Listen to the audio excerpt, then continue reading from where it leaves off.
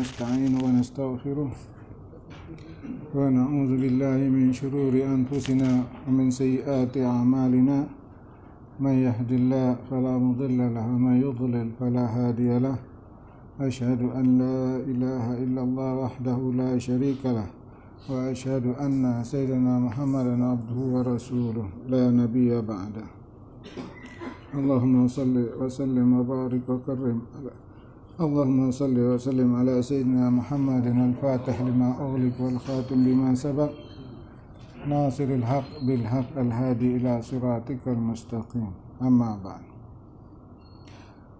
أيها الأخوان,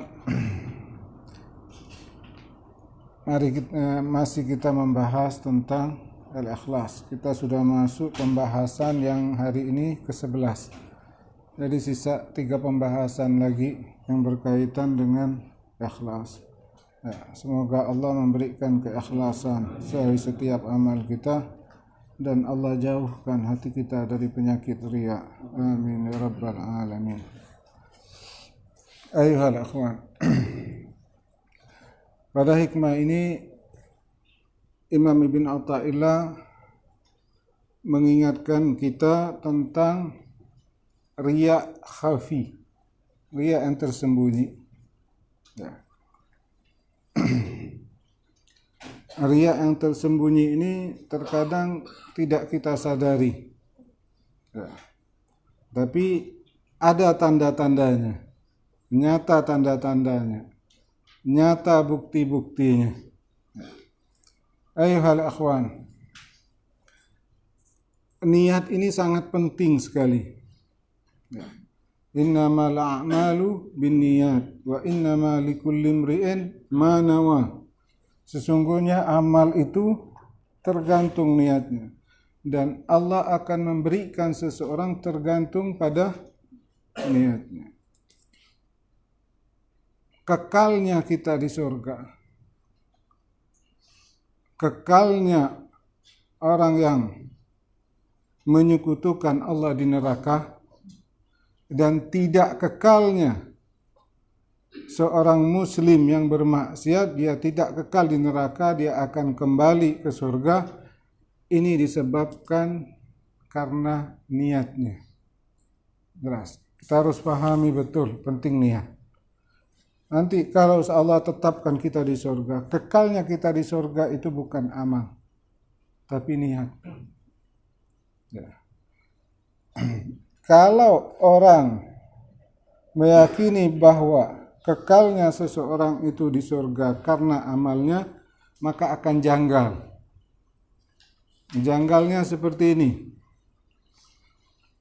Kita seorang muslim atau seorang mukmin beribadah kepada Allah, mungkin andaikan 60 tahun.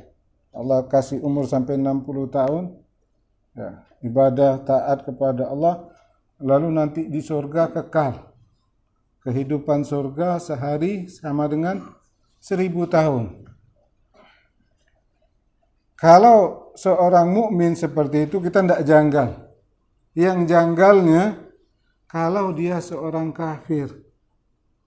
Masa kesalahan yang 60 tahun, ya kan, dia harus kekal seumur hidupnya di neraka. Ini janggal atau enggak? Ya, janggal kalau kita meyakini amal yang memasukkan kita ke surga, amal yang menyebabkan kita di neraka. Ini kan janggal. Ya. Tetapi kekalnya seseorang itu di surga karena niatnya. Andaikan seorang mukmin Allah berikan kehidupan 1000 tahun, 2000 tahun, dia akan meyakini dia akan menghabiskan seumur hidupnya. Berapapun usia yang Allah berikan kepada dia, dia akan menghabiskan untuk taat kepada Allah. Karena dia akan menghabiskan seluruh hidupnya, maka Allah berikan kekekalan di surga. Orang kafir, kenapa dia kekal di neraka? Karena andaikan pun Allah memberikan kehidupan kepada dia 1000 tahun dan dia akan menghabiskan seluruh hidupnya untuk menyekutukan Allah, Ini keinginan dia dapatkan, kekal dia di neraka. Kenapa seorang muslim yang bermaksiat tidak kekal di neraka? Tidak ada seorang pun muslim dia akan mau menghabiskan seluruh hidupnya untuk bermaksiat kepada Allah. Ada keinginan dia, kapan-kapan saya mau bertaubat. Sehingga dia tidak kekal di neraka. Setelah bersih dosa-dosanya, Allah masukkan lagi ke surga. Yang artinya akhirat ini yang kita dapatkan adalah niat kita. Kalau kita mengarahkan hasil yang kita dapat ada niat, tidak janggal lagi. Tapi kalau amal janggal masih. Ya. Janggalnya orang yang tidak beriman kepada Allah. Tapi memang Allah memberikan wa innama likulli imri'in ma nawa. Seseorang itu akan mendapatkan sesuai yang dia niatkan.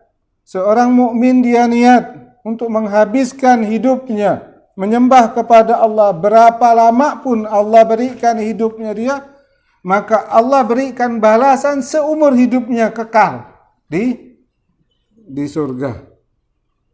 Jelas ya ikhwan. Ini pentingnya niat. Ya. Jadi niat itu sangat penting sekali. Tujuan itu sangat penting sekali. Ayyuhal ikhwan. Kita akan berbicara di sini tentang riya. Ya, semoga Allah jauhkan kita dari riya. Sebelum kita masuk penjelasan tentang riya yang khafi ini yang tersembunyi, ar-riya inda ba'dil ulama, riya ini menurut pendapat sebagian ulama yaitu qasdu ghairillah bi amalin saleh. Tujuan selain Allah dengan amal saleh, itu riya. Ya. Mengkasat selain Allah dengan amal saleh yang dia lakukan. Ya. Kalau kita sudah memahami bahwa riya ini adalah tujuan beribadah dengan tujuan selain Allah, beramal saleh dengan tujuan selain Allah. Jadi kalau bukan amal saleh itu tidak bisa dikatakan riya. Jelas. Ya. Andaikan satu orang dia beli mobil bagus, biar orang muji dia, biar orang ini tidak dikatakan riya. Karena bukan amal saleh. Ataupun dia beli baju bagus, biar orang muji dia. Ya. Biar manusia memuji dia. Itu tidak dikatakan riya. Tidak bisa kita katakan ini riya, tidak. Riya itu berkaitan dengan amal saleh. Jelas? Ya. Riya inda ba'dil ulama, riya menurut sebagian ulama yaitu kasdu ghairillah bi amalin saleh. Ya. Beribadah dengan tujuan selain Allah. Beramal soleh dengan tujuan selain Allah. Beli mobil amal soleh bukan. Beli baju, pakai baju bukan amal saleh. Maka tidak bisa dikatakan riya. Ya. Sawa'un kana al-amal zahiran linnas aw khafi anhum. Apakah amal itu di hadapan orang atau tidak di hadapan orang atau tersembunyi. Ya. Itu namanya riya. Riya ini bukan berkaitan kita sholat, ada orang di depan kita, kita berubah, itu namanya riya. Terkadang tengah hutan pun riya. Jelas. Tengah hutan bisa riya. Walaupun ente dalam rumah, ente kunci kamar, tidak ada orang melihat, masih bisa masuk riya. Jelas saya lakukan. Nah, riya yang inilah yang dibahas oleh Imam Ibn Atha'illah yang tersembunyi. Nah, ente tidak di hadapan orang, tidak ada orang yang melihat ente. Nah. Kemudian riya ini terbagi menjadi 3. Ya. Farya'u salasatu aqsam. Riya ini terbagi menjadi 3. Yang pertama, al-awwal an yaqsida bi amalihi salih al-khalqa walau lahum lam ya'mal. Dia beramal saleh. Tujuannya adalah makhluk, manusia. Kalau tidak ada manusia, dia tidak beramal. Ini yang paling istilahnya riya murni. Murni riyaknya. Ya. Dia salat. Dia salat. Kalau ada orang dia salat. Kalau tidak ada orang dia tidak salat. Ini murni. Riya murni. Ada ikhlas murni, ada riya murni. Ini riyaknya murni. Andaikan tidak ada orang, dia tidak melakukan amal itu. Dia sedekah, ada orang dia sedekah. Biasa depan orang sedekah gitu, tidak ada orang tidak bersedekah.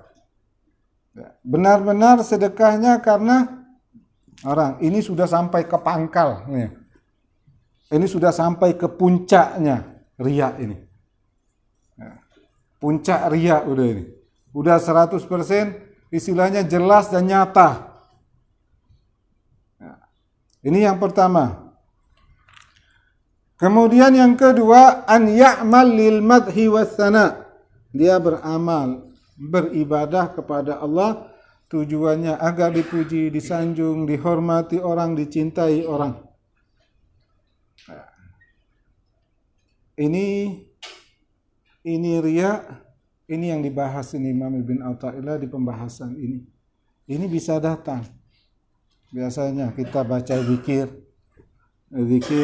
biar zikir ini biar orang datang kepada kita, biar orang hormat sama kita, ya, biar orang simpati sama kita.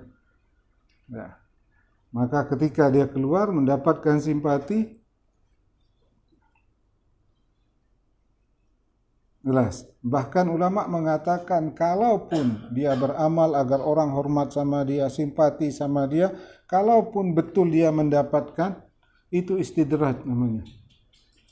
Apa sebabnya? Ulama mengatakan itu karena tidak ada dasar apapun riya itu diterima oleh Allah. Kalaupun dia baca ini ada hasilnya, ulama mengatakan itu bukan kabul. Tidak mungkin Allah mengabulkan riya. Kalaupun hasilnya ada, itu istidraj. Jelas. Ya. Ini kita hindari hal-hal seperti ini. Dan ulama tasawuf menjauhi hal-hal seperti ini. Benar-benar ibadah biar ilmu apa namanya? Pengasih. Semuanya beramal untuk manusia, dari sinilah sumbernya riya. Jelas. Ya. Itu yang kedua. Kemudian yang ketiga, an ya'mal lillah, dia beramal karena Allah, wa yarju ala amalihi dukhulil jannah, ya, awil khalas minan nar. Wa hadza riya'un indal arifin wa ikhlasun indal awamil muslimin. Yang ketiga ini beribadah karena agar masuk surga, beribadah agar terhindar dari neraka. Bagi orang arifin ini riya, belum tujuannya Allah murni. Bagi orang awam ini sudah masuk ikhlas. Jelas. Ya. Jadi kalau awal tadi riya tulen.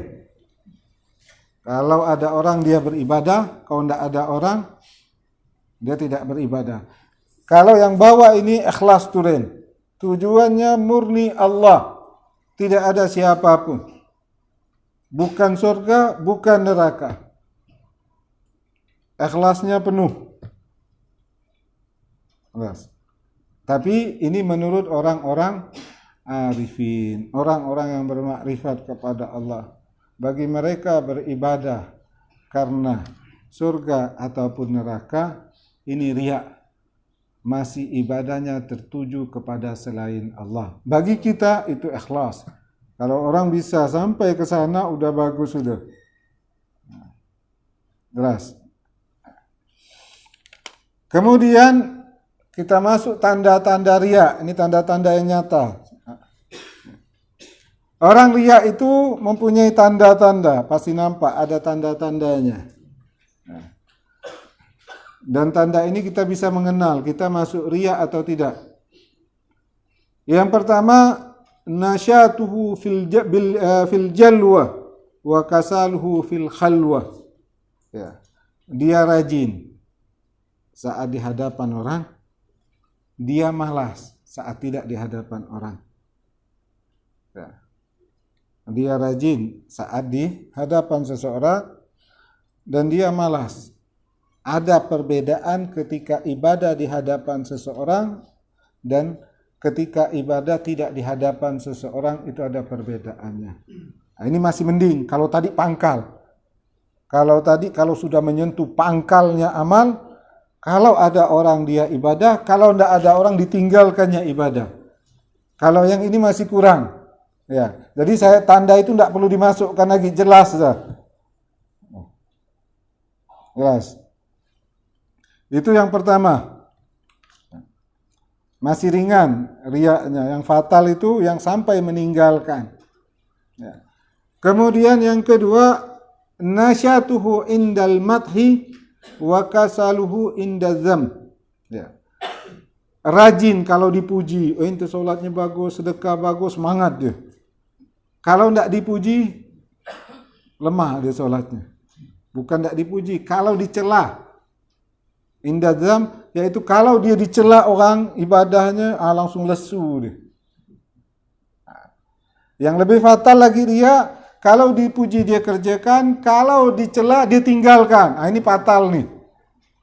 Ini lebih fatal lagi. Sama yang pertama tadi. Ini udah, kalau kata ulama, sudah menyentuh pangkal amal ini. Kalau yang ini masih cabangnya. Kalau dicela, dipuji dia semangat ibadahnya. Kalau dicela, dia berkurang ibadahnya, lesu. Itu masih cabang. Kalau udah sampai pangkal, udah pangkal riya, sudah sampai pangkal amal, kalau dipuji dia semangat, kalau dicela dia tinggalkan ibadah itu. Biasa sholat jamaah di masjid gitu, ada orang cela, tinggal sholat jamaah. Itu jelas riyanya. Kalau hadir majlis, kena dipuji bagus, tidak kena celah, habis tinggalkan.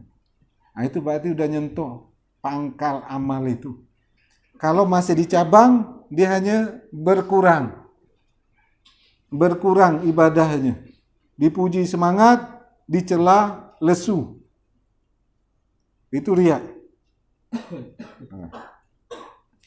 Kemudian yang selanjutnya, au itqanul amal. Haitsu yarahun nas wa tasahuluhu haitsu la yarahun nas. Kalau di hadapan orang mantap ibadahnya. Bacaannya mantap, gerakannya mantap di depan orang. Itu sendiri asal dia ibadahnya. Garuk sana, garuk sini, baca asal cepat. Ada perbedaan di hadapan orang antara dia membaca ayat Al-Quran dengan gerakan di dalam solat. Apabila ada perbedaan, kalau di depan orang gerak sempurna, macam patung benar, bergerak pun tak ada. Gitu dia sembahyang di rumah sendiri, tak ada orang, banyak bergerak ke mana-mana tangannya. Itu namanya riya. Kalau di depan orang mantap. Baca surahnya pun bagus. Kalau dalam keadaan sendiri, asal. Itu namanya riya. Jelas. Nah. Al-Imam Ghazali pernah ditanya. Kalau saya beramal, tapi saya takut ada riya, apakah saya tinggalkan amal itu? Nah, apakah lebih baik saya tidak beramal? Apa kata Imam Ghazali? Beramallah walaupun riya, tapi dengan berusaha untuk memperbaiki amal. Kalau engkau tinggalkan amal itu karena riya, itulah tujuan syaitan. Jelas. Itulah tujuan syaitan. Ya. Kalau masih ingat pembahasan kita dengan 7 tahapan godaan syaitan. Yang pertama syaitan mengatakan keluar dari Islam. Itu target syaitan, kalau bisa orang ini keluar dari Islam. Ya. Kalau gagal, dia tetap mengatakan bagaimana mungkin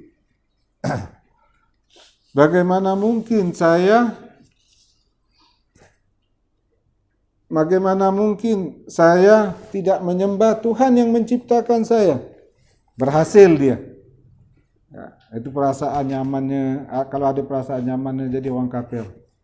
Tidak ada sholat, tidak ada puasa, tidak ada hukum minuman keras, tidak ada hukum zina, bebas. Ada perasaan seperti itu godaan syaitan, bisikan syaitan. Kalau kita merasa ada perasaan seperti itu bisikan syaitan. Bukan syaitan mengatakan, ayo kafir. Tidak. Ada kecondongan seperti itu bisikan syaitan. Nyamannya jadi orang kafir, bebas hidup. Beratnya jadi orang Islam. Nah, ini syaitan mengajak orang itu, ukfur, keluarlah engkau dari Islam.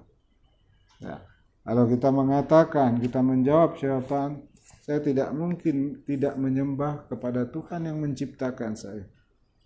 Lalu kalau udah gagal ini, selamat orang ini, masuk syaitan tahap kedua.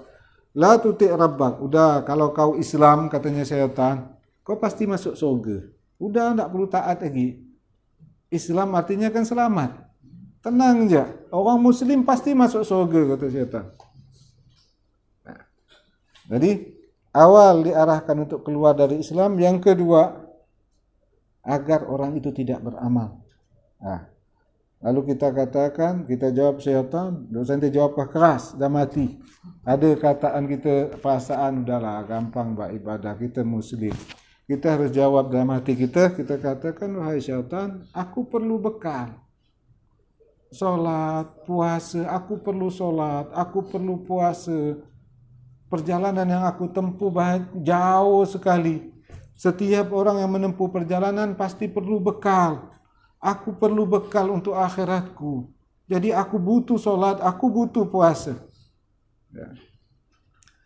Gagal, selamat dah orang ni kan? Selamat dia. Kata syaitan ketiga, udah, kalau gitu nanti je beramal, nanti waktu tua. Nanti waktu tua. Yang dikuda syaitan ni umur 60 dah perubahan, masih diingatkan masih tua lagi. Kan lebih parah. Udah perubahan nunggu masa tua lagi. Kata syaitan masa tua. Kan baiknya seseorang tergantung akhir. Kalaupun ente muda taat, akhirnya maksiat, suul khatimah. Kalau ente waktu muda maksiat, tua taat, husnul khatimah. Ini ada bisikan di dalam hati seperti itu. Ini kan banyak.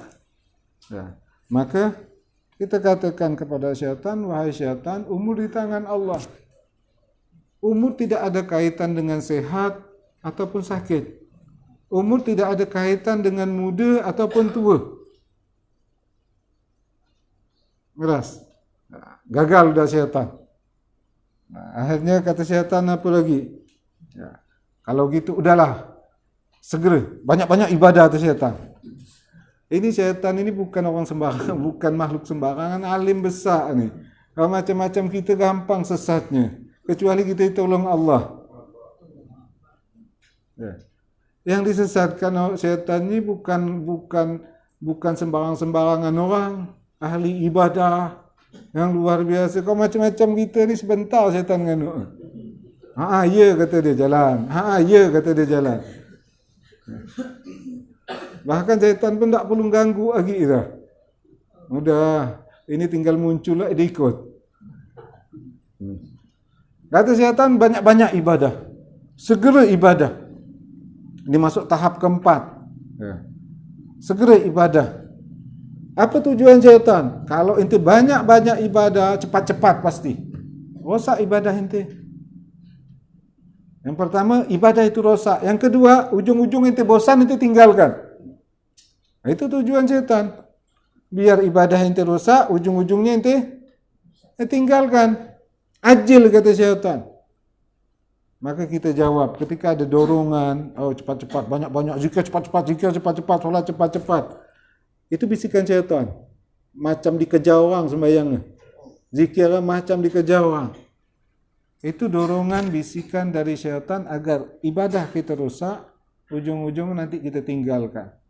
Oh, bangun tahajud sepanjang-panjangnya, sehari, 2 hari, 3 hari, habis itu hilang. Bukan tahajud subuh pun hilang. Maka diajarkan sedikit tapi istiqamah itu lebih baik. Walaupun 2 rakaat tapi terus menerus itu lebih baik. Ini kita jawab. Kalau ada dorongan cepat-cepat, katakan saya tidak perlu ibadah cepat-cepat. Yang penting sempurna. Ya. Dan bila kita sudah ada niat, Allah sudah berikan. Kita mau niat solat banyak, Allah sudah kasih pahala. Kenapa harus cepat-cepat? Kita mau niat zikir 1000, walaupun zikir kita 100, Allah kasih 1000. Kenapa ente terkejar-kejar? Yang lebih gila lagi solat jamaah, terkejar-kejar sama imam. Ini orang manusia paling bodoh. Kenapa dikatakan bodoh? Yang pasti dia kalah. Kalau ente salam dulu dari imam, ente batal. Yang pasti imam salam dulu. Nah, ini kan bodoh. Itu syaitan bisa sebodoh itu mengatakan orang itu imam kejar-kejar. Ente mau kejar-kejar imam pasti salam dulu. Ente tak boleh salam lewat imam. Kalau ente salam sebelum imam, batal solat. Yang pasti imam menang. Kenapa ente berebut? Ini tipu daya syaitan. Jelas. Tenang je ente. Kalau ente mau cepat, ente jadi imam. Kalau ente jadi makmum, tak bisa. Ente harus ikut imam. Jadi tak ada berlomba antara imam dan makmum. Kenapa? Karena imam pasti menang. Jelas? Ya. Kalau syaitan gagal lagi, dia tetap mengatakan tak. Saya tak perlu cepat-cepat. Untuk apa cepat-cepat? Ibadah ini yang penting sempurna, bagus. Dan Allah kasihkan saya sesuai. Apa pun saya niatkan, Allah kasihkan. Kenapa harus cepat-cepat? Gagal syaitan. Masuk tahap kelima.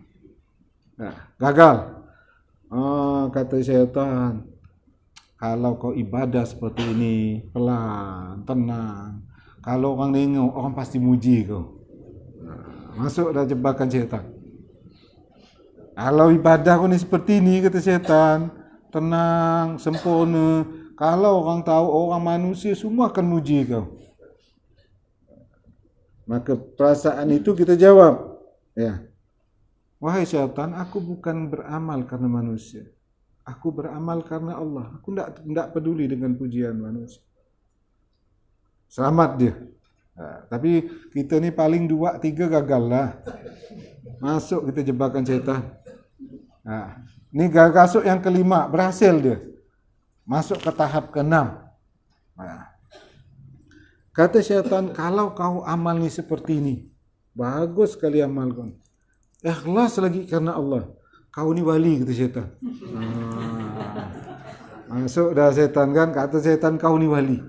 Kau ni wali, kau ni bukan orang sembarangan. Kalau dia percaya, masuk di jebakan syaitan. Dia harus jawab, wahai syaitan, aku ni masih kotor, banyak dosa-dosa. Aku tak tahu amal aku diterima Allah atau tidak. Aku tak tahu taubat aku, dosa-dosa aku yang dahulu tu Allah terima atau tidak, itu tak tahu. Aku ni hamba bodoh, kotor. Ini harus kita yakinkan. Jangan kita percaya. Syaitan mengatakan wali, langsung manggil orang. Manggil orang. Malam ada tengok cahaya putih, kata dia wali. Wali jadi walinya syaitan. Jelas. Jelas ya? Ini masuk tahap ke-6. Biasanya ini masuk ke ahli ibadah ini. Ahli ibadah, rutin ibadah, kena jebakan ini. Nah. Kalau 6 gagal, ya, masuk yang ke-7. Ini lebih tahap lebih tinggi. Kata syaitan, untuk apa kau beribadah? Kalau Allah tentukan kau ke surga, pasti masuk surga. Kalau Allah tentukan ke neraka, pasti masuk neraka. Ini biasa orang banyak-banyak belajar ni. Banyak belajar tasawuf, banyak ininya. Masuk ke jebakan yang ke-7 ini. Terus. Maka kita katakan kepada syaitan, wahai syaitan, aku hidup mati bukan untuk surga neraka. Hidupku, matiku untuk Allah. Inna salati wa nusuki wa mahyaya wa mamati lillahi rabbil alamin. Hidupku tidak ada kaitan dengan surga neraka. Apapun Allah takdirkan surga neraka itu bukan urusanku. Hidup matiku untuk Allah. Selamat. Kalau seseorang bisa selamat dengan 7 tahapan ini godaan syaitan, maka amanlah dia dengan godaan syaitan. Jelas. Ya. Maka ketika kita riya, kita beramal, ada riya, lalu kita tinggalkan amal, sukses syaitan. Berhasil syaitan. Yang harus kita lakukan beramal, walaupun ada riya, dan berusaha untuk memperbaiki amal itu. Bukan meninggalkan amal. Rasa bukan meninggalkan amal, tapi memperbaiki. Istilahnya ikhlas itu berat. Kalau kita tahu ikhlas itu berat, yang harus kita lakukan berusaha, bukan udah ikhlas berat tinggalkan. Riya ini tinggalkan, enggak. Jelas. Jadi itu pembahasan tentang riya. Semoga Allah selamatkan kita dari riya. Sekarang kita masuk ke hikamnya. Ayo, sabar. Bismillahirrahmanirrahim. Rubbama dakhala ar-riya'u 'alaika min haitsu la yanzuru al-khalqu ilaika. Ada kemungkinan riya itu masuk ke dalam amal perbuatanmu dari arah yang tidak ada orang melihat kepadamu. Allah. Ya. Riya ini terkadang masuk kepada seseorang padahal orang ini tidak ibadah, tidak riya ini di hadapan orang, ya, bukan karena orang melihat dia beribadah atau apapun, tidak, dia bisa masuk seperti itu. Nah, di antaranya sebabnya itu zikir-zikir pengasih itu. Jelas, memang tujuan untuk dipuji, dihormati dengan tujuan itu. Ya. Nah, kalaupun kita minta, lebih baik jangan minta sama Allah langsung. Berarti memang dari Allahnya. Ya, maka doa tidak masuk dalam bab ini. Jelas ya? Doa tidak masuk. Doa silakan. Ente minta orang cinta sama ente, minta sama Allah, silakan. Ya. Tapi kalau zikir ini memang dia ngarahkan satu arah manusia. Ya. Orang riya seperti ini sulit dideteksi. Maka Imam Ibn Athaillah menggambarkan contoh orang-orang seperti riya, dia selalu mengaitkan perlakuan manusia dengan apa yang dia lakukan. Seperti ini. Dia ahli ibadah. Ketika orang tidak menghormati dia, andaikan duduk di majlis, orang dudukkan dia di belakang, tergerak hati, ngapa pula orang duduk aku belakang? Ngapa pula orang dudukkan aku belakang? Yang artinya dia ada kaitan dengan amal. Kalau dia tidak mengaitkan dengan amal, tidak ngaruh. Nah, ketika orang dia masuk pasar, dia beli karena dia orang soleh, dia berharap dikasih harga yang murah. Dan dia senang dengan hal itu. Gitu orang mahalkan, naik dia spandingnya. Berarti dia mengaitkan amal dengan ibadah. Apabila ketaatan kita ada istilah tergerak hati kita dengan apa yang dilakukan manusia, berarti ibadah kita termasuk yang riya, yang khafi, yang tersembunyi. Ini biasanya terjadi orang-orang yang istilahnya mempunyai ilmu, orang-orang yang ahli ibadah, mereka terkena riya ini. Jelas. Terus. Terkadang sifat riya masuk ke dalam dirimu dari arah yang terlihat orang lain atau kamu di tempat yang tak terlihat oleh manusia. Nah, terus 2 ini bisa masuk. 2 bisa masuk. Ya, terus. Biasanya riya dapat masuk ke dalam amal jika pelaku riya itu melakukan amal itu di hadapan manusia. Ya, itu yang saya sebutkan riya zahir. Ya, terus. Riya ini disebut dengan riya zahir. Ya, terus. Riya juga bisa masuk ke dalam amal saat orang melakukan amal sendirian dan tak terlihat manusia. Ya, terus.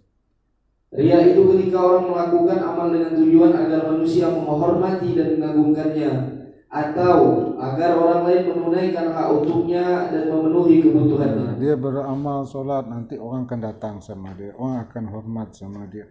Tidak di depan orang, walaupun tengah hutan bisa. Jelas. Itu tengah hutan pun datang ria. Dia berharap simpati orang datang dia, dengan dia taat, dengan ibadah.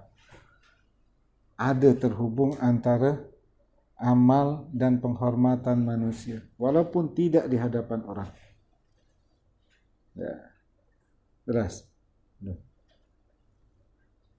Kalau ia punya hajat, maka ia ingin orang lain cepat memenuhi kebutuhannya itu. Dia ingin dilayan, dihormati.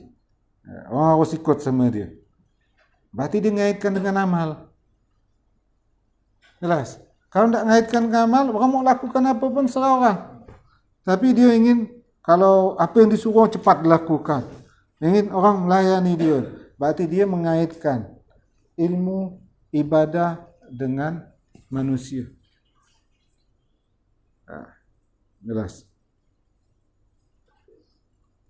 Bahkan kalau ada orang yang tidak menghormatinya, tidak memenuhi kebutuhannya, maka ia mengharap orang itu ditimpa bencana dari Allah atau terkena kualat darinya. Kalau udah orang ada salah sama dia, udah insya Allah nanti masuk neraka. Jelas. Ini riya khafi namanya, yang tersembunyi. Ada kaitan amal dan manusia. Kalau tidak ada kaitan amal dengan manusia, seperti Rasulullah. Rasulullah diludahi tak nganu, tak marah. Ya. Rasulullah dilempar batu, malaikat pun sampai ngamuk. Kata Rasulullah tidak mendoakannya. Karena amal tidak terikat dengan orang. Ya. Rasulullah mengucapkan salam sama budak kecil. Dulu kalau kita, ini budak, kalau salam, dia lalu dia yang kecil, dia harus salam duk sama mana. Rasulullah mengucapkan dahulu salamnya, salam kepada anak kecil, karena tidak mengaitkan amal dan manusia. Orang yang mengaitkan amal dengan makhluk, dia akan minta spesial. Semua mau diurus. Kalau orang tidak ngurus, disumpah. Yang artinya itu ada riya. Riya khafi namanya.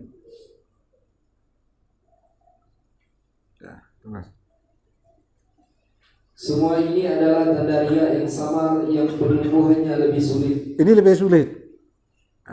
Masih nyaman menyembuhkan riya yang tadi. Karena apa? Riya yang ini lebih sulit. Kenapa? Karena itu di hati. Jelas.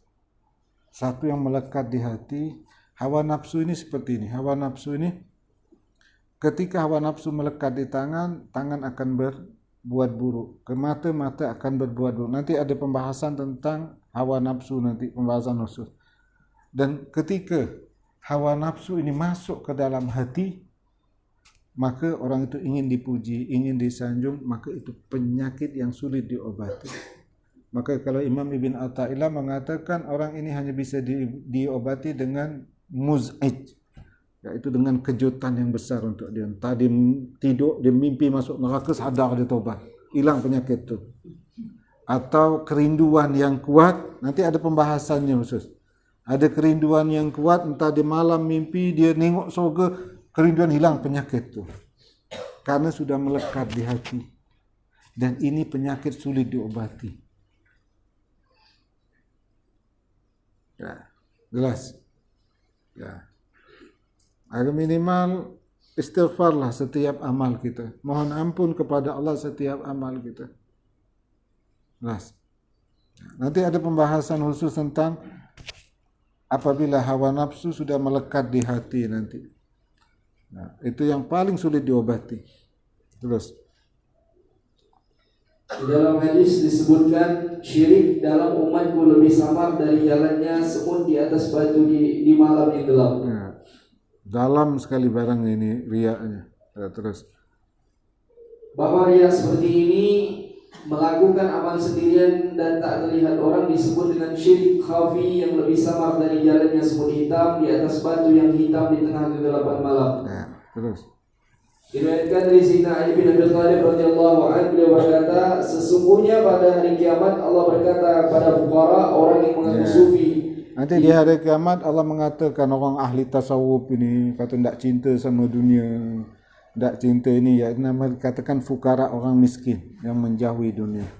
Terus, tidakkah kalau kamu beli barang diberi harga murah? ya Allah katakan, bukankah kau ni kalau beli barang kasih harga murah karena ibadah kau, katanya Allah. Terus, bukankah ketika kamu berjalan orang-orang mengucapkan salam lebih dahulu kepadamu? ya, ketika kamu jalan, orang yang langsung menghormati kamu, mengucapkan salam kepada kamu.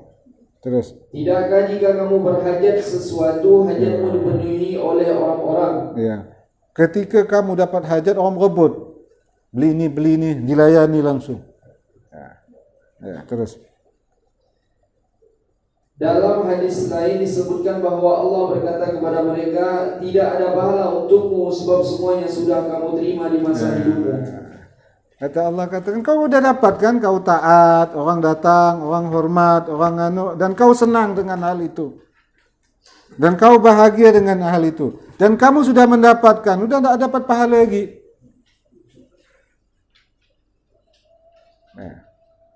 Jelas. Hikam ini saya ingatkan lagi, jangan kita baca, kita mau mengoreksi orang. Tidak ada faedahnya. Ketika kita tahu aib kita, kita perhati. Ketika kita ingat aib orang, rosak diri kita, tidak akan lupa aib diri kita sendiri. Jadi jangan pernah belajar hikam kita, oh orang ni gini, orang ni gini. Tak ada faedahnya, tak ada guna. Arahkan semua kepada diri kita sendiri, bukan kepada orang lain. Terus. Ini menunjukkan pentingnya keikhlasan dalam beramal agar amal itu bisa diterima di sisi Allah. Terus. Tidak ada riya atau tujuan karena manusia dalam amal tersebut. Oleh karena itu orang-orang saleh selalu khawatir di hati mereka tidak ada perasaan bahwa mereka orang besar, suci atau banyak amal. Orang-orang soleh itu mereka tidak nyaman dengan perlakuan manusia. Takut mereka. Orang melakukan yang khusus, mereka takut. Sampai terkadang mereka ada seorang raja, nanti di sini ada seorang raja datang. Itu nengok orang raja, dia nampak akan makan banyak. Orang raja ni nengok orang ni terkenal, dia makan. Kata raja tak ada enggak apa-apa. Karena dia takut dengan perlakuan itu, tidak nyaman. Tapi itu ketentuan Allah tetap dijalani. Ya. Yang masalah di sini orang nyaman dan dia yang cari. Yang masalah di sini dia nyaman, dia senang dengan apa yang terjadi dan itu dicari sama dia. Kalau orang soleh mereka tidak akan nyaman dengan hal-hal itu. Ya, terus. Mereka tetap rendah hati kepada manusia. Meskipun manusia menghormati mereka, misalnya dengan diberi harga murah atau dipenuhi kebutuhannya, mereka tidak merasa senang dengan hal itu. Tidak nyaman mereka. Mereka tidak nyaman. Kalau nyaman, berarti ada masalah. Mereka tidak nyaman. Tidak nyaman dengan hal itu terus. Mereka takut dengan sebab perlakuan khusus tersebut, amal mereka tidak diterima. Mereka khawatir niat mereka dalam beribadah menyeleweng beramal agar dihormati dan disanjung manusia. Takut nanti tergerak ibadahnya ke sana, hancur. Itu riya yang khafi. Terus. Sifat tawadhu ini telah dicontohkan oleh Rasulullah SAW. Bila bertemu orang, Rasulullah mengucapkan salam lebih dahulu. Terus. Bahkan Rasulullah menebarkan salamnya kepada anak-anak kecil yang dia temui di jalan. Terus. Habib Husain bin Muhammad bin Tahir Al-Haddad Jombang yang pernah tinggal di Bangil adalah seorang wali yang dikenal kerendahan hatinya. Orang-orang segan dan menghormatinya, tapi beliau tidak mau dihormati. Bila hadir raha kajian kitab Ihya di Bangil, para ulama menghormatinya dan menyuruh duduk di depan. Beliau menolak sembari berkata, di sini aku Husain, di sana aku juga Husain. Ya, ini orang-orang saleh seperti itu. Ketika disuruh maju ke depan, kata dia, enggak, sama aja. Aku duduk belakang, aku Husain, depan pun Husain, tak ada beda. Sama aja, kata dia, enggak ada perbedaannya. Kenapa kau harus tarik depan? Udah sama aja, duduk belakang nama aku Husin, depan pun Husin. Ya, terus. Jika beliau dipaksa untuk pindah tempat duduk, maka beliau segera pulang. Ya, kalau dipaksa balik. Orang-orang soleh itu tidak akan nyaman dengan hal-hal perlakuan khusus itu, tidak nyaman. Apa sebabnya? Takut nanti ibadahnya akan rusak dengan perlakuan khusus itu. Tujuannya yang awalnya Allah, akhirnya ke manusia. Berat perlakuan khusus manusia itu, ayo ikhwan. Berat, bukan mudah. Jelas? Apabila beliau membeli sesuatu dan penjual memberi harga khusus yang lebih murah dari harga biasanya, maka beliau menolak dan meminta harga biasa. Aku minta harga orang umum, bukan harga khusus untuk Husin Al-Haddad, ucapnya kepada penjual. Ya. Ini orang-orang soleh seperti itu perilaku. Mereka tidak nyaman. Tidak nyaman dengan kekhususan yang diberikan manusia, karena ujung-ujungnya akan merusak ibadahnya. Mereka akan menjauh, menghindar. Kalau sudah terpaksa, dia akan dapat, tapi dengan hati yang berat, bukan bahagia.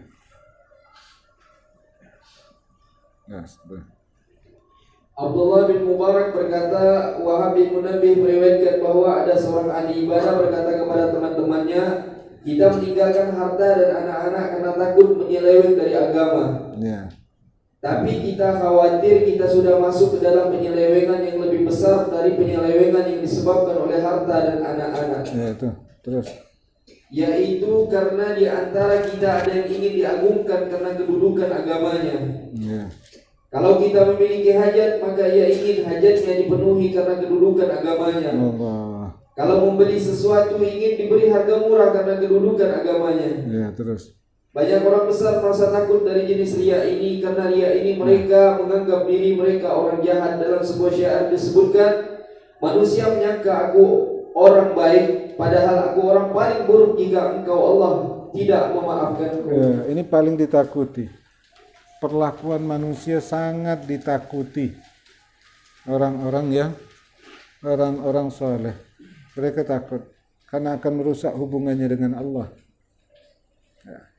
Mereka lebih memilih hubungan dengan Allah daripada yang lain. Apapun yang bisa merusak hubungan dengan Allah, mereka akan hindari. Ya. Maka fitnah ini lebih besar dari fitnah harta, lebih besar dari fitnah anak. Ya, fitnah ini lebih besar. Banyak orang yang terbuai. Ya, orang terbuai dengan fitnah ini. Ya, terus. Diriwayatkan dari Fudail bin Iyad, dia berkata, barang siapa ingin melihat orang riya, maka lihatlah diriku. Ya, jadi mereka tidak pernah anggap suci. Dan melihat, kalau mau tengok orang riya, aku ni orang riya. Mereka merasa dirinya kotor. Orang yang biasa ingin mendapat perlakuan istimewa, dia menganggap dirinya suci, bersih. Maka Fudail bin Iyad, saya ini orang kotor, aku ini orang riya. Ya, terus. Malik bin Dinar pernah mendengar seorang perempuan memanggilnya, wahai orang yang riya. Ya. Malik bin Dinar merasa gembira dengan panggilan itu dan berkata kepada perempuan tersebut, wahai perempuan, engkau hebat, telah menemukan namaku yang sudah dilupakan oleh penduduk kota Basrah. Kalau kita dicoba, kau ni riya, sepaning gitu naik. Ya. Mereka senang lebih daripada pujian orang. Karena dia tidak mengikat amal dengan manusia. Waktu dipuji, celah, betul kau dah nemukan namaku betul. Kalau kita dah menjaga kita. Ya. Jadi ini orang-orang saleh yang bersih dari riya. Saya rahman. Jadi terkadang riya itu datang dari satu arah yang tersembunyi. Kita tidak tahu itu riya, padahal itu riya. Nah, di antara riya yang sembunyi ini, kita beribadah bukan karena menghadapkan orang, karena pandangan orang. Nah, tapi apa yang dilakukan orang itu membuktikan kita adalah riya. Pernah satu orang dia ibadah 20 tahun. 20 tahun solat di saf pertama. Selama 20 tahun tak pernah dia di saf yang kedua, ketiga. Satu hari dia punya hajat. Dia hajat akhirnya dia telat solat. Telat dia solat. Itu telat solat, dia jadi makmum masbuk. Ya, masbuk. Gitu orang salam, dia berdiri. Waktu dia berdiri, dia merasa malu sekali manusia nengok manusia ini.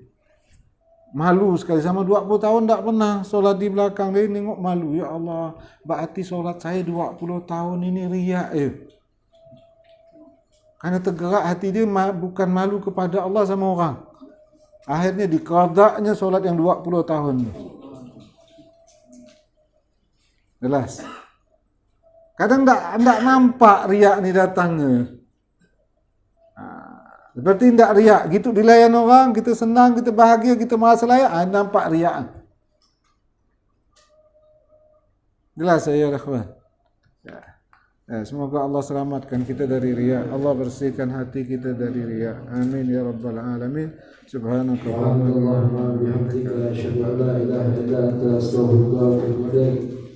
يا ربنا اعترفنا بأننا اعترفنا وأننا أشرفنا على